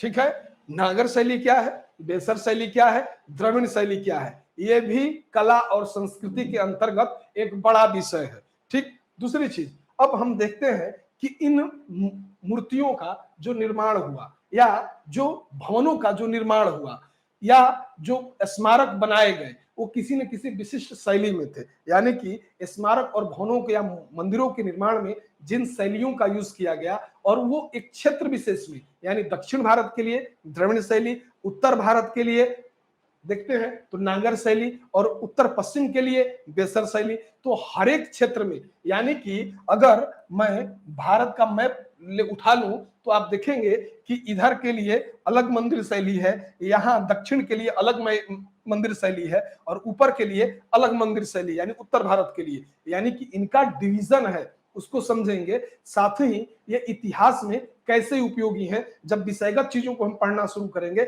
और शासकों के द्वारा जो मंदिर निर्माण कार्य, स्मारक या भवन निर्माण कार्य को जब समझेंगे तो वहां पे इन तथ्यों को इंक्लूड करेंगे। ठीक है, अब यहां से हम आगे बढ़ते हैं चित्रकला की तरफ कि आखिर चित्रकला क्या होती है। तो हम देखेंगे कि चित्रकला, जैसे भारत में सबसे प्राचीन चित्रकला की अगर बात करूं तो मैं कहता हूं कि पाषाण कालीन जो चित्रकला है, जो भीमबेटका की गुफाओं से मिली है, जो कि आदिम मानवों के द्वारा जो निर्मित है, वो चित्रकला सबसे प्राचीन कला है। चूंकि आदिम मानव जो कि एक सभ्य मानव नहीं है, असभ्य संस्कृति में जी रहा है, जिसके पास न उचित भोजन है, न वस्त्र है, न आवास है, वो मानव चित्रकारी कर रहा है। चूंकि मानव अपने उत्थान के साथ ही वो अन्य लोगों से अलग है। कैसे? क्योंकि उसके पास दिमाग है, सोचने की क्षमता है, और उस दिमाग को प्रदर्शित करने के लिए उसके पास कई अन्य हथकंडे डेवलप करते गया। वो कुछ न कुछ, जैसे पहले बोलना, फिर उसे लिखना, फिर समझना या प्रदर्शित करना, इसी क्रम में कला का भी स्थान आ जाता है कि आखिर चित्रकला क्या होती है। देखिए, चित्रकला में हम देखते हैं कि उस समय के जीवन के विषयों में यह क्या करती है, हमें जानकारी मुहैया कराती है। यानी कि चित्रकला जो है हमारे विषयों को, यानी कि उस तत्कालीन विषयों को अपने सामग्री के रूप में रखता हुआ नजर आता है। उसी क्रम में जब हम चित्रकला की बात करते हैं तो हम अजंता के चित्रों के या उसकी मानवीय भावनाओं की को देखेंगे तो वहां पाएंगे कि अजंता के चित्रों में मानवीय भावनाओं की एक सुंदर अभिव्यक्ति मिलती है। और चित्रकला में हम पाएंगे कि उसका जो विषय है, जैसे माता और शिशु, मरणासन राजकुमारी, ठीक है, जैसे चित्रकाल जो जो चित्र थे ये कहीं ना कहीं गुप्त काल के हैं। ये चित्र गुप्त काल के आते हैं, या गुप्त काल में इनका उत्कीर्ण किया गया, इन्हें उत्कीर्ण किया गया। लेकिन हमें यह लगता है कि गुप्त काल की कलात्मक उन्नति का यहाँ पर पूर्ण आभास होना शुरू हो जाता है। यानी कि चित्रकला बहुत हद तक हमें भारतीय इतिहास को समझने जानने में एक सहायक के रूप में है। लेकिन जब इसे हम चैप्टर वाइज पढ़ेंगे, एक एक तथ्यों को जब निकाल निकाल के सामने रखेंगे, तब समझ में आएगा कि रियली में ये चित्रकला किस तरीके से भारतीय पृष्ठभूमि में भारतीयों के लिए सहायक के रूप में कार्य करता है। अब यहाँ देखें, यहाँ एक तथ्य दिया गया है कि हड़प्पा मोहनजोदड़ो से प्राप्त मुहरे तथा अनेक धार्मिक अवस्थाओं का ज्ञान होता है। आप देखेंगे हड़प्पा या मोहनजोदड़ो को जब पढ़ेंगे तो वहां पे हम पाएंगे कि उनके सेल खड़ी पे अनेक चित्रों का अंकन किया गया है। उस चित्र के माध्यम से भी उन सिंधुवासियों ने कुछ न कुछ प्रदर्शित करने का प्रयास किया है, कुछ भाषाओं का प्रयोग किया गया है। हालांकि वो लिपि अभी पढ़ी नहीं गई, नहीं, बहुत सारे प्रमाण या बहुत सारे तथ्य हमारे सम्मुख नए उभर कर सामने आ सकते हैं। दूसरी चीज, अब हमने देख लिया कि जो पहला टॉपिक है, यानी कि जो पुरातात्विक स्रोत है, पुरातात्विक स्रोतों के अंतर्गत हमने समझा अभिलेख, फिर हमने जाना सिक्के, फिर उसके बाद अभिलेख, मुद्राएं या सिक्के, फिर हमने जाना चित्रकला या मूर्तियां, फिर स्मारक और भवन। इनके बारे में हमने चर्चा की। अब जो अगली चर्चा हमारी होगी वो साहित्यिक साक्ष्य के रूप में होगी कि आखिर साहित्यिक साक्ष्य क्या होते हैं। तो देखिए यहां पर दिया गया है, यहां हम देख सकते हैं कि साहित्यिक साक्ष्यों के बारे में लिखा है कि यह दो प्रकार के होते हैं। कितने प्रकार के? दो प्रकार के। मैंने 3, 4 या 5 नहीं डिवीजन किया है आपकी सुविधा के लिए कि आपको भी दिमाग में तुरंत क्लिक कर जाए कि आखिर जो साहित्यिक स्रोत है वो दो प्रकार के हैं। वो दो प्रकार कौन कौन से हैं? देखिए यहां पर मैंने लिखा है धार्मिक साहित्य और दूसरा लौकिक साहित्य या धर्मेत्तर साहित्य। धर्मेत्तर यानी कि धर्म से इतर, धर्म से अलग लिखा हुआ। लौकिक जीवन में, जो लौकिक जीवन का विषय कुछ भी हो सकता है, ठीक है, जो आम जनजीवन में घटित होता हुआ दिखाई देता है, उसको भी कहीं ना कहीं उद्धृत किया गया।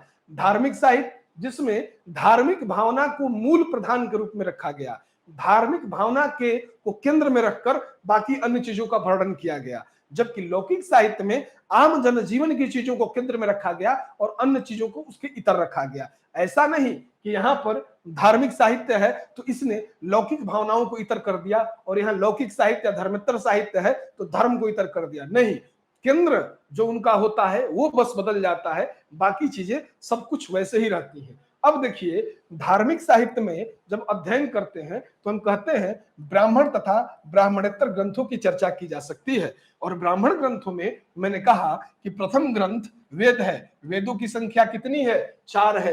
पहला वेद कौन है? ऋग्वेद, दूसरा यजुर्वेद, तीसरा सामवेद और चौथा अथर्ववेद। ये 4 वेद हो गए। 4 वेदों की सहायता के लिए 4 उपवेद भी थे, गंधर्व वेद, शिल्प वेद, धनुर्वेद, आयुर्वेद, ये 4 उपवेद हैं जो वेदों की सहायता के लिए हैं। इन वेदों की सहायता के लिए 6 वेदांग भी हैं, उनकी भी चर्चा करेंगे। फिलहाल वेद, वेद के बाद उपनिषद, उपनिषद के बाद ये 2 बड़े महाकाव्य यानी रामायण और महाभारत, साथ ही पुराण जिनकी संख्या 18 बताई गई, 18 पुराण ग्रंथ, साथ ही स्मृति ग्रंथ जिसमें हम स्मृति ग्रंथों में तमाम स्मृति ग्रंथों को रख सकते हैं, ठीक है। जैसे वाग्यवल्क या याज्ञवल्क की स्मृति जो है मनुस्मृति है, इन स्मृति ग्रंथों को, या पराशर स्मृति है, इसके अंतर्गत इसको रखते हैं। ब्राह्मणेतर ग्रंथों में यानी कि ब्राह्मण ग्रंथों से इतर जिनका विषय था, यानी नास्तिक साहित्य जिनमें जैन और बौद्ध साहित्यों को शामिल करते हैं, यानी बौद्ध और जैन साहित्यों से संबंधित जो रचना है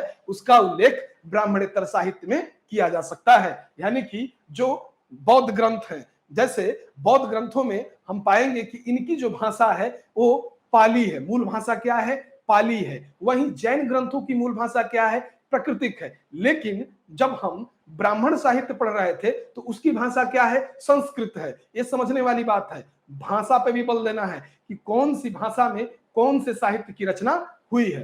दूसरी चीज, अब ब्राह्मणेतर साहित्य में जब बौद्ध ग्रंथों को पढ़ते हैं, जैन साहित्य संबंधित चर्चा का उल्लेख यहाँ पे कर सकते हैं। यानी कि जैन ग्रंथ कौन कौन से हैं, बौद्ध ग्रंथ कौन कौन से हैं और उनके क्या अपने आयाम हैं। यानी कि हम समझना शुरू करेंगे कि इनका क्या महत्व है भारतीय इतिहास को पुष्ट करने में। आखिर इन्होंने तथ्यों के वो कौन से समारोह पिरोए जो कि इतिहास का एक अंकन होता है या एक सुव्यवस्थित अंकन में सहायता मिलती है। अब इसी प्रकार लौकिक साहित्य, ऐतिहासिक ग्रंथ, जीवनियां, कल्पना प्रधान या गल्प साहित्यों का भी वर्णन किया जा सकता है। यानी कि साहित्यिक साक्ष्य जो है इसका विषय काफी बड़ा है। अब जब हम इसको कर लेते हैं तो हम आगे बढ़ते हैं, यानी कि डिटेल में समझना शुरू करते हैं कि आखिर जो ब्राह्मण साहित्य है वो रियल में है क्या।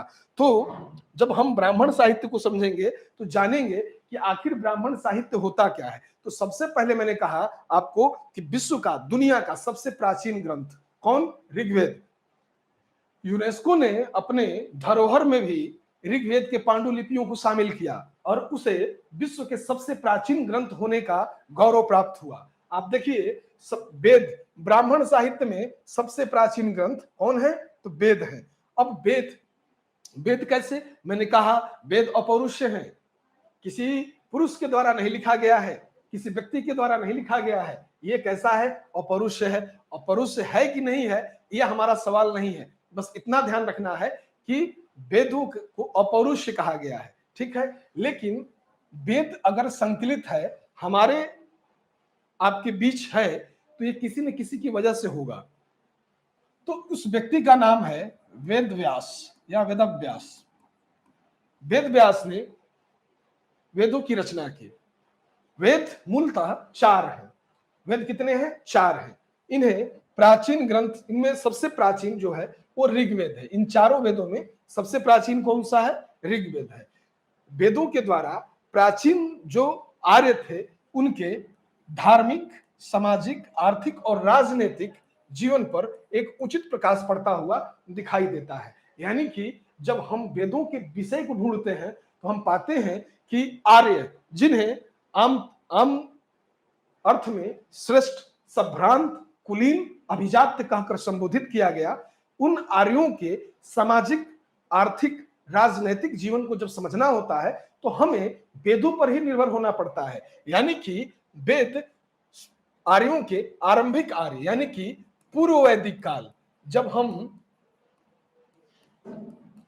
वैदिक काल को पढ़ना शुरू करते हैं तो इसे हम 2 भागों में डिवाइड कर लेते हैं।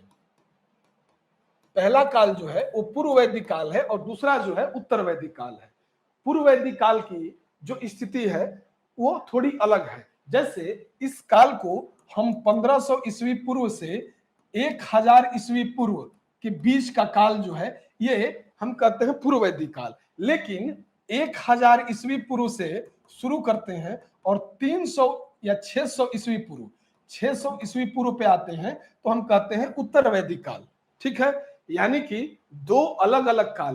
पूर्व वैदिक काल के आर्यों को समझने का अगर हमें जरूरत पड़े, हमें ये जानना हो कि पूर्व वैदिक काल के आर्य किस तरीके का जीवन जी रहे थे, तो हमें ऋग्वेद का सहारा लेना पड़ता है।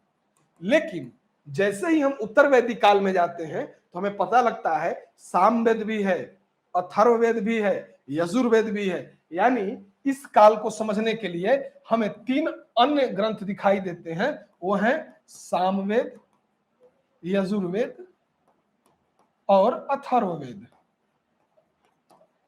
अथर्ववेद ये 4 वेद के रूप में आ जाते हैं। यानी कि हम कह सकते हैं कि ये जो वैदिक काल है इसको समझना हो तो हमें वैदिक साहित्य को समझना जरूरी हो जाता है। अब ऋग्वेद में जैसे मैंने कहा, यहाँ लिखा हुआ है कि 1500 से 1000 ईस्वी पूर्व के बीच का काल जो है ऋग्वेदिक काल है। ऋग का अर्थ होता है छंद और चरणों से युक्त मंत्र, ठीक है, क्योंकि ऋग्वेद एक संकलन है किसका, छंदों और मंत्रों का। इसमें 10 मंडल हैं और हर एक मंडल किसी न किसी ऋषि से परिवार से जुड़ा हुआ है और वो कुछ न कुछ कहता है। जैसे पहला मंडल, दूसरा मंडल, तीसरा मंडल, चौथा मंडल। तो आपसे सवाल हो सकता है कि गायत्री मंत्र का पहला प्रयोग, जैसे हमने पढ़ा है गायत्री मंत्र, उसका प्रयोग सबसे पहले किस वेद के किस मंडल में आता है, या कृषि कर्मणा या कृषि क्रिया का उल्लेख किस मंडल में आता है, किस ऋषि से जुड़ा हुआ है। तो वहां पे हम समझने का प्रयास करेंगे कि आखिर ग्रीष्मत कौन है, वामदेव कौन है, अत्रि कौन है, वशिष्ठ कौन है, विश्वामित्र कौन है। यानी कि उनको भी हम समझने का प्रयास करेंगे। अब एक चीज देखिएगा, यहां लिखा गया है कि एक ऐसा ज्ञान है जो ऋचा का एक ऐसा ज्ञान है जो ऋचाओं से बद्ध है और उसे ऋग्वेद कहा गया है। ऋचा बद्ध ज्ञान, ऋचा बद्ध ज्ञान होने के कारण इसे क्या कहा गया, ऋग्वेद कहा गया। तो ऋग्वेद क्यों कहा जाता है इसे, इसका भी उत्तर आपके पास है कि ऋचाओं से बद्ध होने के कारण इसे ऋग्वेद की उपमा दी गई। अब यहाँ लिखा है 10 मंडल, अभी मैंने कहा 10 मंडल, 1028 सूक्त, कितना 1028 सूक्त हैं। और ऋग्वेद में मंत्रों को यज्ञों के अवसर पर देवता स्तुति हेतु कहते हैं ना कि हर एक वेद के साथ एक उपवेद है, ऋषि है, उसका उद्वाचन करने वाला व्यक्ति है, ब्राह्मण ग्रंथ है, और ब्राह्मण ग्रंथ के साथ साथ उसके साथ जुड़े हुए अरण्यक हैं, वेदांग हैं। यानी कि वेद पहले मूल है, क्लासिकल है, वो आम जो जन है उनको समझ में नहीं आ सकता। उसको समझने के लिए आपको उतना क्लासिकल नॉलेज लेना पड़ता है। लेकिन आम जन को समझ में आ जाए, आम जन की जरूरतों को पूरा कर दे, या वेदों की बात आम जन तक पहुंच सके, इसके लिए वेदों को सरलीकृत किया गया। सरलीकृत करने के क्रम में हम पाते हैं कि वेद ब्राह्मण ग्रंथों में, ब्राह्मण ग्रंथ आरण्यकों में, वेदांगों में विभाजित दिखाई देते हैं, यानी कि बटे हुए दिखाई देते हैं। अब ऋग्वेद में एक चीज है कि इसका पहला और 10वां मंडल ये सबसे लास्ट में जोड़ा गया, यानी सबसे नवीन है। लेकिन ऋग्वेद का 2 से लेके 8 मंडल तक ये सबसे प्राचीन है, यानी प्राचीन मंडल के रूप में जानते हैं। ऋग्वेद का प्राचीन मंडल यानी 10 मंडल, 10 मंडल में 2 से 8 तक सबसे प्राचीन, और 1 और 10 को सबसे नवीन मंडल के रूप में स्वीकृति मिली है। यानी कि ऋग्वेद को जब हम समझते हैं तो हम पाते हैं कि 10 मंडल से युक्त 1028 सूक्तों से युक्त यह मंत्र है, जो कि पूर्व वैदिक कालीन आर्यों के इतिहास को समझाने में या समझने में क्या महत्वपूर्ण भूमिका को अदा करता है। ठीक है, अब जब इससे आगे बढ़ते हैं तो हमें कुछ अन्य चीजें भी मिलती हैं। जैसे मैंने कहा कि इनके साथ जुड़े हुए ब्राह्मण ग्रंथ हैं, ठीक है। तो यहां पर एक तथ्य दिया गया है, आप लोगों को ध्यान होगा कि ऋग्वेद के 2 ब्राह्मण ग्रंथ हैं, ऐत्रेय और कौस्तुकी। देखिए, इसको बड़ा ही सरल करने के लिए हम यह कह सकते हैं एको, ऋग्वेद से जुड़ता है एको। एको मतलब ए फॉर ऐत्रेय और को फॉर कौस्तुकी, एको। तो एको का संबंध यानी कि वो ब्राह्मण ग्रंथ कौन सा है जो ऋग्वेद से जुड़ता है, ऐत्रेय और कौस्तुकी। फिर अब यजुर्वेद का, तो यजुर्वेद का अर्थ ही होता है यज्ञ। क्या होता है इसका अर्थ, यज्ञ।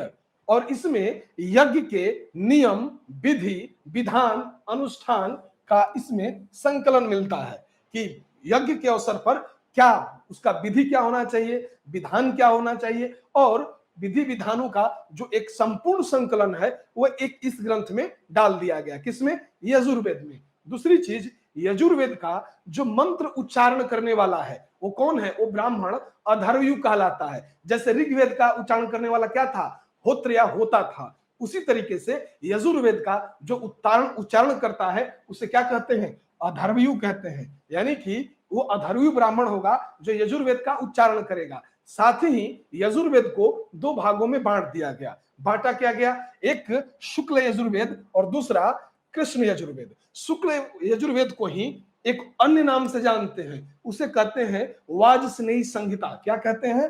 वाजस्नेही संहिता। शुक्ल यजुर्वेद को वाजस्नेही संहिता के नाम से भी जानते हैं। आपसे सवाल आयोग यह कर सकता है कि वाजस्नेही संहिता का संबंध किस वेद से है? तो आपको ध्यान होना चाहिए कि यजुर्वेद से है, क्योंकि शुक्ल यजुर्वेद को ही वाजस्नेही संहिता कहा जाता है। ध्यान रखिएगा।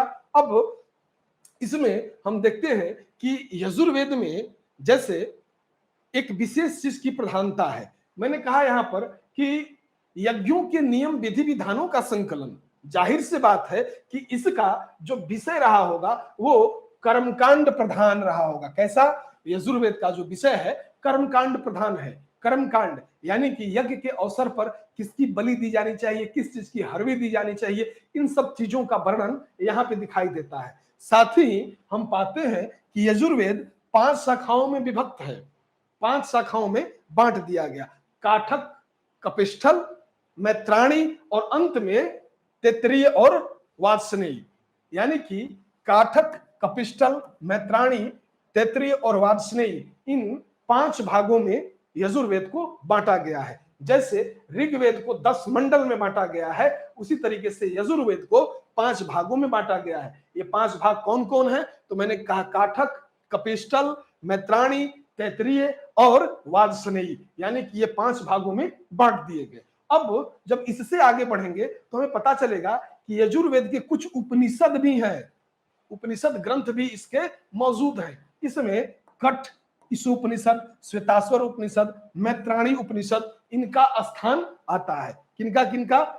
कठ, ईशोपनिषद, मैत्राणी, श्वेताश्वर, इनका स्थान आता है। इस वेद की सबसे अच्छी बात यह है कि यह एकमात्र वेद है जो गद्य और पद्य दोनों में है। तो ये बहुत ज्यादा इंपॉर्टेंट हो जाता है कि यह वेद गद्य और पद्य दोनों में लिखा गया है। इस चीज का ध्यान रखिएगा, यानी कि गद्य और पद्य दोनों में ही इसकी रचना है। अब अगला वेद आता है सामवेद। साम का शाब्दिक अर्थ ही होता है गान। आपने सुना होगा कि भारतीय संगीत का जो मूल है वो सामवेद है। इसको जो गायन करने वाला ब्राह्मण है उसे उद्गाता कहा गया।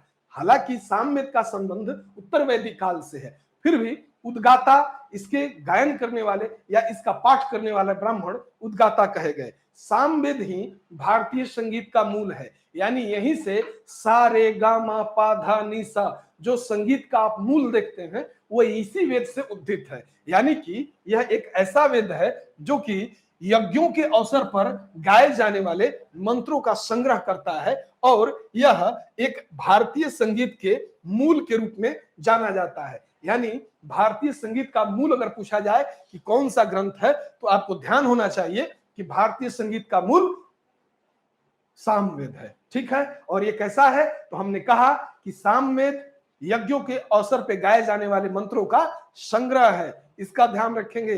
सामवेद में सबसे ज्यादा किस देवता की स्तुति है? तो सूर्य देवता के लिए स्तुति की गई है।